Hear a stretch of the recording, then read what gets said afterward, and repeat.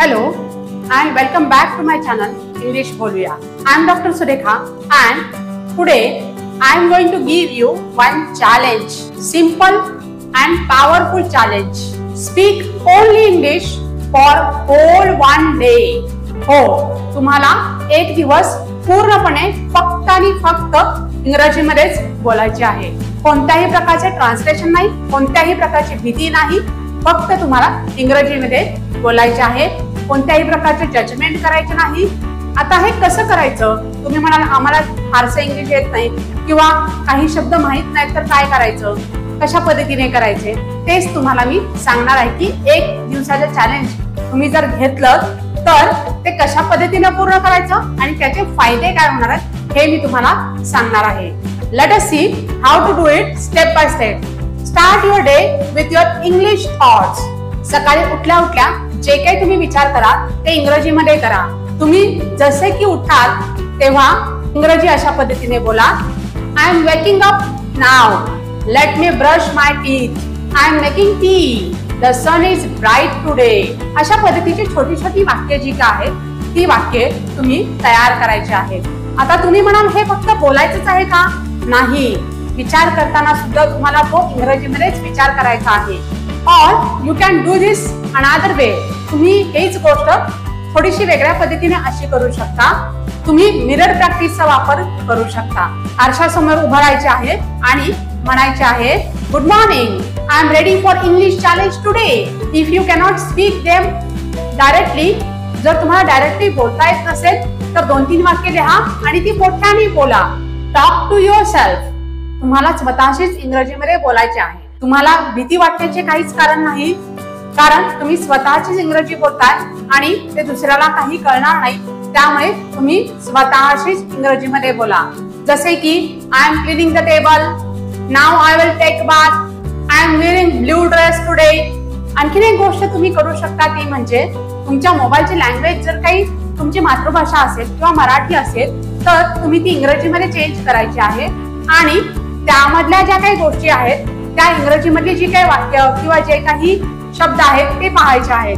ज्या ज्या वेळेला तुम्ही एखादा AI असिस्टंट असेल किंवा गुगल असिस्टंट असेल, ज्या ज्या वेळेला तुम्ही ते वापराल त्यावेळेला सुद्धा तुम्हाला इंग्रजी बोलायची आहे. Let technology be your English partner. While doing household work, you can speak aloud. Like, I am washing clothes, I am cutting vegetables, the rice is cooking now. Or you can make sentences like, my fridge is full today. It will look funny, but it will improve fluency. तुम्हाला ते थोडंसं funny वाटेल, पण याच्यामुळे तुमची fluency वाढणार आहे.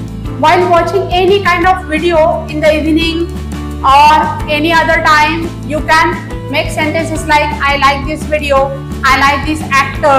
Or while scrolling Instagram, you can say that I like this reel, she is wearing a beautiful dress. Like this you can say comments also. तर तुम्ही टीव्ही वरती किंवा कोणत्या मोबाईल वरती एखादा व्हिडिओ बघत असाल तर तुम्ही अशा पद्धतीची वाक्य जी काय ती बोलू शकता. तुम्हाला जे काही दिवसभरामध्ये बोलायचं आहे ते तुम्ही इंग्रजीमध्ये बोलायचे आहे. At night before sleeping you have to take a review. रात्री झोपण्यापूर्वी तुम्ही जे काही प्रयत्न केला त्याविषयी तुम्हाला बोलायचे आहे. तुम्ही असे बोलू शकता, today I tried to speak only English. It was somewhat difficult but I enjoyed it.